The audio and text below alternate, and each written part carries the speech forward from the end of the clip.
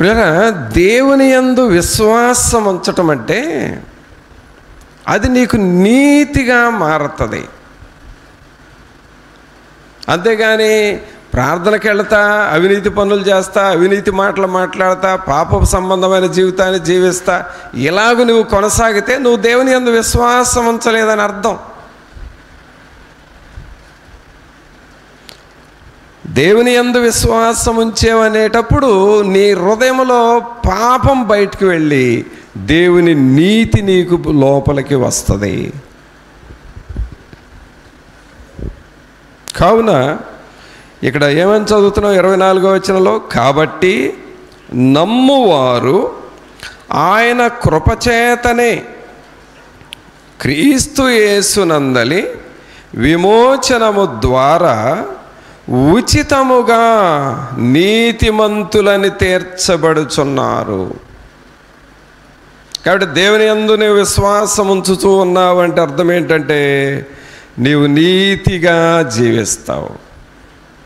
అంతే. నీవు ఒకటే గుర్తు, నువ్వు దేవుని యందు విశ్వాసం ఉంచుతున్నావు అని అంటే నువ్వు నీతిగా జీవిస్తావు. నీ ప్రవర్తన యథార్థంగా ఉంటుంది, అన్ని విషయాల్లో నమ్మకంగా ఉంటావు దేవుని కోసం. అదొక గుర్తు.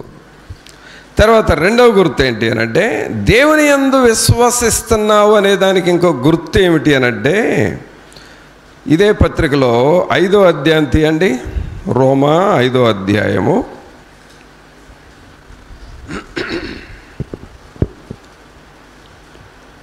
8వ వచనం చదవండి. అయితే దేవుడు మన ఎడల తన ప్రేమను వెల్లడిపరచుచున్నాడు. ఎట్లనగా మనము ఇంకను పాపులమై ఉండగానే క్రీస్తు మన కొరకు చనిపోయెను. కాబట్టి ఆయన రక్తము వలన ఇప్పుడు నీతిమంతులముగా తీర్చబడి మరింత నిశ్చయముగా ఆయన ద్వారా ఉగ్రత నుండి రక్షింపబడుదుము. అనగా నీవు దేవుని యందు విశ్వాసం ఉంచుతున్నావు అనేదానికి ఇది రెండవ గుర్తు. మొదటి గుర్తు ఏం చెప్పాను? నువ్వు దేవుని యందు విశ్వాసం ఉంచుతున్నావంటే నువ్వు నీతిగా బ్రతుకుతావు. చివరికి అది షాప్ అయినా సరే, వ్యాపారం అయినా సరే మోసం చెయ్యవు. నువ్వు వ్యాపారం చేస్తున్నావు, మోసం చేస్తున్నావు. నీ లాభాల కోసం ఏదేదో చేసేస్తావు. మళ్ళీ భక్తే. అది దేవుని యందు విశ్వాసం ఉంచటం కాదు. నువ్వు యథార్థంగా ఉంటావు అన్ని విషయాల్లో. నీ త్రాసు తూచావు అని అంటే ఖచ్చితంగా ఉంటుంది ఆ త్రాసు.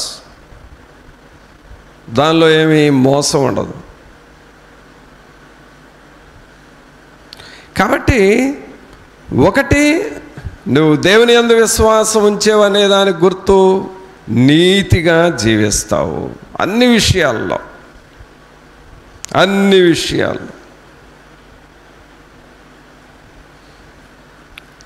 ఒక ఆఫీస్లో అంటే ఆఫీస్ అంటే హాస్పిటల్, అది హాస్పిటల్. ఈ హాస్పిటల్లో ఒక హెడ్ నర్స్తో మాట్లాడటానికి వెళ్ళాం. ఒక విషయం అడగటానికి హెడ్ నర్స్ దగ్గరికి వెళ్ళాం. వెళ్ళి పలానా పేరు చెప్పి, ఈ హెడ్ నర్స్ ఎక్కడుంటారో కొంచెం వార్డు చెప్పండి అంటే వార్డు దగ్గరికి వెళితే ఆమె అక్కడ లేదు. తర్వాత ఆమె లేదు అండి ఏంటంటే ఎవరో ప్రక్కమటోళ్ళు అన్నారు, ఒకవేళ ఇంటికి వెళ్ళిందేమో అని అన్నారు ప్రక్కమటోళ్ళు. ఆ వెళ్ళిన టయానికి వచ్చింది, ఆఫీస్కి వచ్చింది, ఆ రిజిస్టర్లో సంతకం పెట్టింది. ఆన్ డ్యూటీ టైం మాత్రం, కానీ లేదు అక్కడ. వెంటనే వేరే వాళ్ళు ఒకవేళ సంతకాలు పెట్టి కూడా ఇళ్ళకి వెళ్ళిపోతారు కదండి, అట్లా వెళ్ళిందేమో అని అన్నారు. ఆఫీస్లో తనతో పనిచేసే కొలీగ్స్ ఏమన్నారో తెలుసా? ఆ పని మాత్రం ఎట్టి పరిస్థితుల్లో జరగదండి, ఆ మేడం గారు చాలా పర్ఫెక్టు, సాయంకాలం ఒకవేళ 5 గంటలకు డ్యూటీ అయి వెళ్ళాల్సి వస్తే ఒక్క అరగంట ముందు కూడా వెళ్ళదు, 4:30కు కూడా వెళ్ళదు. 5 గంటల వరకు డ్యూటీ అయితే 5 అయితేనే ఇంకొక 10 నిమిషాలు ఎక్కువైనా ఉండి వెళుతుంది, కానీ ఒక్క నిమిషం కూడా ముందు వెళ్ళదు. అంత పర్ఫెక్ట్గా ఉంటుందండి తన డ్యూటీ. ఆమె నేర్చుకున్న భక్తి అంత యథార్థంగా ఉంటుంది అని చెప్పారు. సరే, ఇప్పుడు లేదు కదా, ఎక్కడ ఉందని చెప్పి అటు ఇటు చూస్తే వేరే వార్డుల్లో తను పనిచేస్తూ ఉంది. అంటే ప్రియులారా, దేవుని యందు నువ్వు విశ్వాసం ఉంచుతున్నావు అనే దానికి గుర్తు నీ పనిలో కూడా నువ్వు యథార్థంగా ఉంటావు. ఇంత యథార్థంగా ఉంటే ప్రియులారా, డిపార్ట్మెంట్లో ప్రతి ఒక్కళ్ళు నమ్మకంగా పనిచేస్తారు. ప్రతి ఒక్కళ్ళు నమ్మకంగా పనిచేస్తే కంపెనీలు కూడా డెవలప్ అవుతాయి. చాలా ఫ్యాక్టరీలు ఎందుకు మూసేస్తున్నారో తెలుసా? ఆ లోపల చేసేవాళ్ళంతా అవినీతి అక్రమమైన పనులు చేయటం ద్వారా ఫ్యాక్టరీలు పడిపోయేది కారణం అదే. ఆ ఎంప్లాయీస్ యథార్థంగా చేయనందువలన ఫ్యాక్టరీ లాభాలు పడిపోయి ఫ్యాక్టరీలు డౌన్ అయిపోతాయి, మూసేస్తారు. అది కారణం. అంటే దేవుని యందు విశ్వాసం ఉంచేవాళ్ళు అలా చేయలేరు. యథార్థంగా వాళ్ళు చేయాల్సిన పనిని యథార్థంగా చేస్తారు. తర్వాత ఇక్కడ రెండో విషయం చూస్తున్నాం. ఏంటది? నీవు దేవుని యందు విశ్వాసం ఉంచుతున్నావు అనే దానికి ఇంకొక గుర్తు ఏమిటంటే, అక్కడ ఏమని చదివాము 8వ వచనంలో, మనమింకనూ పాపులమై ఉండగానే క్రీస్తు మన కొరకు చనిపోయెను, తర్వాత ఉగ్రత నుండి రక్షింపబడుదుము. అంటే నువ్వు దేవుని యందు విశ్వాసం ఉంచుతున్నావు అనే దానికి గుర్తేమిటి? క్రీస్తు నా కొరకు సిలువలో చనిపోయాడు అని నువ్వు విశ్వసిస్తావు. చెప్పండి అందరూ మాట. క్రీస్తు ప్రభు నా కొరకు సిలువలో చనిపోయినాడు అని విశ్వసిస్తావు నువ్వు. అంటే నువ్వు దేవుని యందు విశ్వాసం ఉంచుతున్నావు అంటే అర్థం ఏంటంటే, క్రీస్తు ప్రభు నా కొరకు సిలువలో చనిపోయాడు, ఆయన రక్తము ద్వారా నన్ను రక్షిస్తున్నాడు, నన్ను పరలోకానికి నడిపిస్తాడు అని నీవు నమ్ముతావు, విశ్వసిస్తావు. అది దేవుని యందు విశ్వాసం ఉంచటం అంటే. దేవుని యందు విశ్వాసం ఉంచడం అంటే ఏదో బైబిల్ తీసుకొని ప్రార్థనకు వచ్చి కూర్చొని వెళ్ళటం కాదండి. అది కాదు అసలు. దేవుని యందు విశ్వాసం ఉంచుతున్నావు అనే దానికి ఏదో ఉదయమే లేచి నేను కూడా కాసేపు ప్రార్థన చేసుకుంటానండి, తర్వాత నా పనులు నాయి, నా లోకంలో పడిపోతాను, అది కాదు. అది కరెక్ట్ కాదు.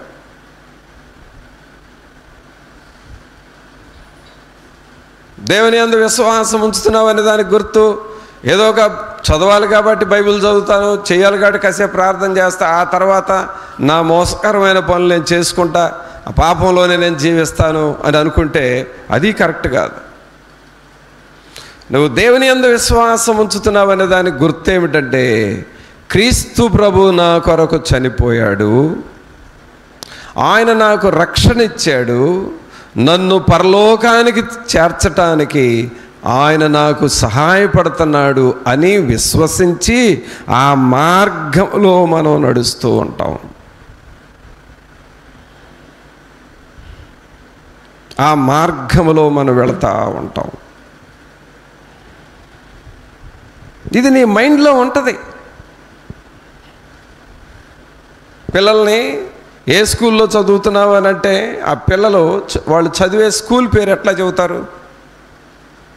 నువ్వు చదివే స్కూలు ఏది అని అడిగితే వెంటనే పలానా స్కూల్లో చదువుతున్నావు అని అంటారు కదా. అలాగే మన మైండ్లో ఏముంటుందంటే, దేవుడు నన్ను రక్షించాడు, ఆయన నన్ను పరలోకంలోనికి నడిపిస్తున్నాడు, నేను దేవుని బిడ్డగా జీవిస్తున్నానని నీ మైండ్లో ఇది తిరుగుతూ ఉంటుంది. ఇది రింగ్ అవుతూ ఉంటుంది నీ మైండ్లో.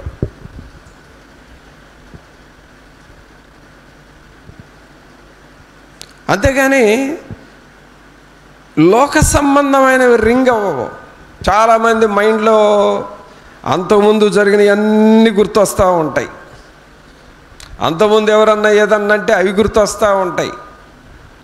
అంతకుముందు నువ్వు చేసిన పనులన్నీ గుర్తొస్తాయి. కొంతమందికి నిద్ర నుండి లేవగానే ఫస్ట్ ఆ ముందు రోజు ఎవరేమన్నారో అది గుర్తొస్తుంది, అవి రింగ్ అవుతూ ఉంటాయి. అది కాదు, నువ్వు దేవుని యందు విశ్వాసం ఉంచుతున్నావు అనే దానికి గుర్తు ఏమిటంటే దేవుని సన్నిధి నీకు గుర్తొస్తూ ఉంటుంది.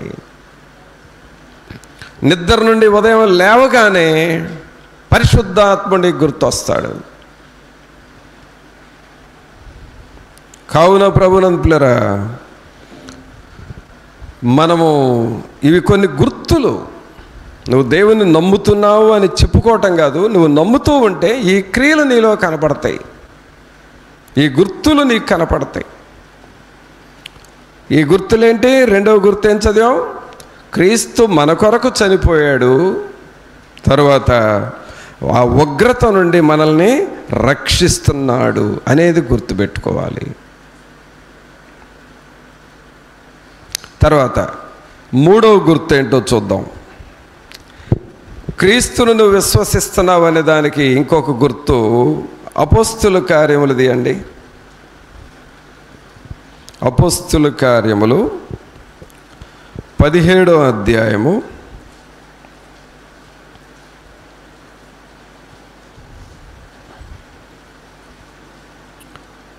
17వ అధ్యాయము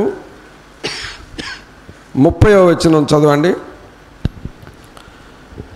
ఆ అజ్ఞాన కాలములను దేవుడు చూచి చూడనట్టుగా ఉండెను. ఇప్పుడైతే అంతటను అందరూ మారు మనసు పొందవలెనని మనుషులకు ఆజ్ఞాపించుచున్నాడు. చదివారా ఈ వాక్యం?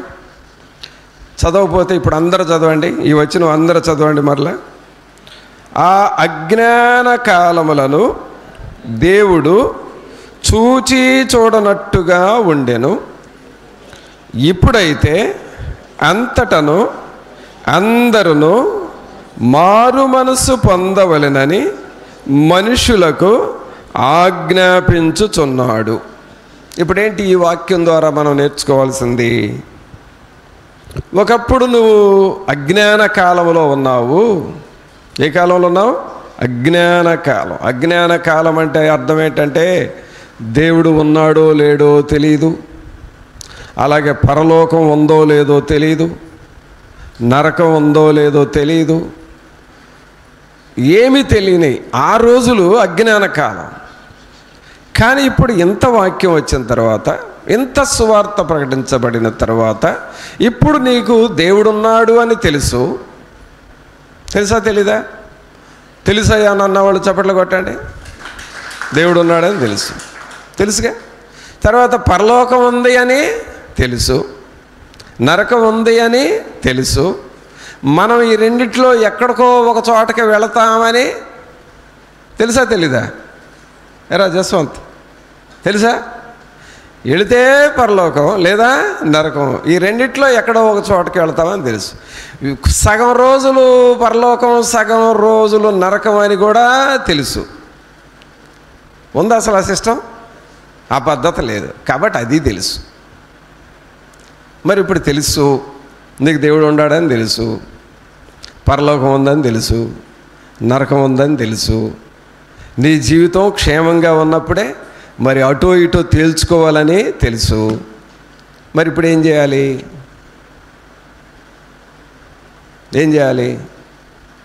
ఒక మాట తెలుసా మీకు? బహుశా మీరు ఎప్పుడు వినుండరు ఈ మాట, నేను చెప్పేది మాట. ఆ మాట ఏంటంటే నానబెట్టడం. ఏ మాట అది? చెప్పండి, అందరూ చెప్పండి. నానబెట్టడం. విన్నారా ఇంతకుముందు? నేను చెప్పింది ఫస్ట్ టైమా? ఇంతకుముందు విన్నారా? విన్నారు. నానబెట్టడం. ఏంటి నానబెట్టడం అంటే? నానబెట్టడం అంటే ఏంటి? నీవు రేపు ఏదో టిఫిన్ కోసం ఈ రాత్రే ఆ పప్పులు నీళ్ళలో పోసి నానబెడతావు. అది నానబెట్టడం ఒకటి. రెండవది, నానబెట్టడం అంటే ఏంటంటే ఒక విషయాన్ని తేలవకుండా, అది మంచి అని చెప్పకుండా, చెడు అని చెప్పకుండా, ఏమీ క్లియర్గా చెప్పకుండా దాన్ని నానబెడతారు. ఒక పని చెయ్యయ్యా అని అన్నాం అనుకో, చేద్దాం, సరే చేద్దామన్నారు కదా అని ఆశతో వెళతారు. మళ్ళీ ఏయా చేద్దామంటే ఇదిగో ఒక పని, ఈ పనికి వెళ్ళాల్సి వచ్చింది, ఈసారి చేద్దాం. ఇలాగ ఈసారి చేద్దాం, ఈసారి చేద్దాం, ఈసారి చేద్దాం అని అంటే టక్కన మనకు ఏమొస్తుంది? నానబెడుతున్నారు అని అంటుంది. అంటే నానబెట్టడం అంటే ఎటూ తేల్చకుండా కాలం గడపటం, అంతేనా? అవునా కాదా? నేను చెప్పేది కరెక్టేనా? నానబెట్టడంలో ఒక అర్థం పప్పులు నానబెట్టడం, ఇంకొకటి ఒక విషయాన్ని ఎటూ తేల్చకుండా వాయిదాలు వేస్తూ కాలం గడపటాన్ని నానబెట్టడం అంటాం. ఇప్పుడు 3వ సెక్షన్కి వస్తున్నా. దేవుడు ఉండడం తెలుసా నీకు? తెలుసు. పరలోకం ఉందని తెలుసా? తెలుసు. నరకం ఉందని తెలుసా? తెలుసు. ఈ రెండిట్లో ఎక్కడికో ఒక చోటకి వెళ్తామని తెలుసా? తెలుసు. మరి ఇప్పుడు ఎక్కడికో చోటకి వెళ్ళాలంటే నువ్వేం చేయాలి? ఇప్పుడు అక్కడేమని ఉంది 30వ వచనంలో, అజ్ఞాన కాలములను దేవుడు చూచి చూడనట్టుగా ఉండెను, ఇప్పుడైతే అంతటను, చూడండి ఈ మాట, అంతటను. అంతటా అంటే అర్థం ఏంటంటే ఇక్కడ అన్ని ప్రాంతాల ప్రజలు, అన్ని గ్రామాల ప్రజలు, అన్ని పట్టణాల ప్రజలు, అన్ని భాషలు మాట్లాడే ప్రజలు, అంతటను అందరూ మారు మనస్సు పొందవలెనని మనుషులకు ఆజ్ఞాపించుచున్నాడు. ఇదేమిటి? దేవుని ఆజ్ఞ. ఎవరి ఆజ్ఞ అండి ఇది? దేవుని ఆజ్ఞ. ఈ దేవుని ఆజ్ఞ ఏమిటంటే అంతటను అందరూ మారు మనస్సు పొందాలి. ఇది ఒక శాసనంలాగా చెప్పేశాడు దేవుడు ఇక్కడ. ఒక శాసనంలాగా అందరికీ ప్రకటిస్తున్నాడు, అంతటను అందరూ మారు మనసు పొందాలి.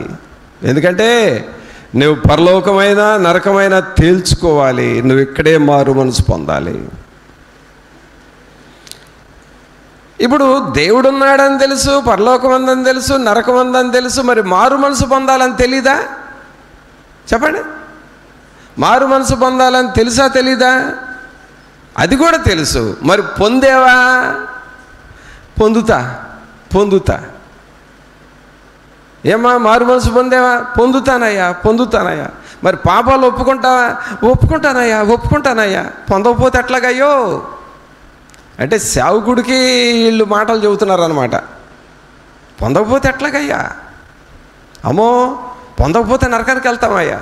సరే ఈ సంవత్సరం పోయింది, ఇంకో సంవత్సరం వచ్చింది, ఏమా మారు మనసు పొందావా? ఏం సహోదరుడా మారు మనసు అన్నా? పొందకపోతే ఎట్లాగన్నా? పొందాలన్నా, ఈసారి పొందాలన్నా. దీన్ని ఏమంటారు? నానబెట్టడం అంటారు. ఇప్పుడు సంఘాల్లోనండి నానబెట్టే బ్యాచ్ ఎక్కువగా ఉంది. ఈ నానబెట్టే బ్యాచ్ నాని బాగా నానిన తర్వాత మూత తీసి చూస్తారంట, పులుసు వాసన వస్తుందంట. ఏం వాసన? పులుసు వాసన. అందుకనే సంఘాలలో పులుసు వాసన విశ్వాసులు ఎక్కువయ్యారంట. ఈ పులుసు వాసన అంటే అర్థం ఏంటో తెలుసా? మూత తీస్తావు అని అంటావు, అబ్బో ఈ వాసన తట్టుకోలేమని చెప్పి వెళ్ళిపోతారు. మళ్ళీ ఇంకొకళ్ళు వస్తారు, మళ్ళీ మూత తీస్తారు, ఆ వాసన తట్టుకోలేక ఇంకొక సైడ్ వెళ్తారు, ఆ పులుసు వాసన పీల్చుకోవడం, ఇంకొక సైడ్ వెళ్ళిపోవటం. ఇప్పుడు సంఘంలో ఉన్న ప్రజలు కూడా ఎట్లా ఉండారంటే ఈ పులుసు వాసన వేసి ఒకళ్ళు అటు ముఖం తిప్పుకుంటారు, ఒకళ్ళు ఇటు ముఖం తిప్పుకుంటారు, ఒకళ్ళు ఇటు ముఖం తిప్పుకుంటారు, ఇంకొకళ్ళు ముఖం తిప్పుకుంటారు, ఒకళ్ళు ఎక్కడి నుంచి అటు వెళ్తారు, ఒకళ్ళు ఎక్కడి నుంచి అటు వెళ్తూ ఉంటారు. ఈ పులుసు వాసనకి ఈ నానబెట్టిన విశ్వాసులు ఒక చోట ఉండలేకపోతారు.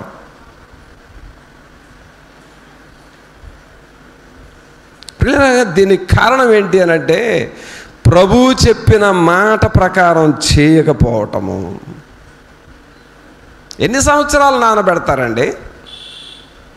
రక్షణ పొందకుండా ఎన్ని సంవత్సరాలు? నాకు తెలిసి సండే స్కూల్ పిల్లల దగ్గర నుండి వచ్చిన వాళ్ళు ఉన్నారు. ఇప్పుడు వాళ్ళు తల్లిదండ్రులు అయ్యారు, ఇంకా నానబెడతా ఉంటారు, ఇంకా నానబెడుతున్నారు. వీళ్ళు ఆల్రెడీ పులిసిపోయామని కూడా తెలియట్లే వాళ్ళకి. ఆల్రెడీ పులిసి కంపేస్తుంది ఆ సంగతి కూడా తెలియట్లే వాళ్ళకి. అందుకనే పిల్లరా, నీవు దేవుని యందు విశ్వాసం ఉంచుచున్నాను అని అనుకుంటున్నావేమో, కానీ నీవు దేవుని యందు విశ్వాసం ఉంచుచున్నావు అనే దానికి ఒక గుర్తు ఏమిటి అనంటే, నీవు మారు మనసు పొందుతావు, నీ పాపాన్ని వదిలిపెట్టుకుంటావు, దేవుని సన్నిధిలోనికి నువ్వు వెళతావు. అది గుర్తు. కాబట్టి ఇప్పుడు మనం 3 గుర్తులు చూసాం. నీవు దేవుని యందు విశ్వాసం ఉంచుతున్నావు అనే దానికి 3 గుర్తులు చూసాం. ఒకటి ఏం చూసాం చెప్పండి? నీవు దేవుని యందు విశ్వాసం ఉంచుతున్నావు అంటే మొదటి గుర్తు ఏంటి? నీవు నీతిగా ఉంటావు. ఎలా ఉంటాం మనం? నీతిగా ఉంటాం. రెండవది, దేవుని యందు విశ్వాసం ఉంచుతున్నావు అనే రెండవ గుర్తు ఏమిటి? క్రీస్తు ప్రభు మన పాపముల కొరకు చనిపోయినాడు, మనల్ని రక్షిస్తున్నాడు అని నువ్వు నమ్ముతావు.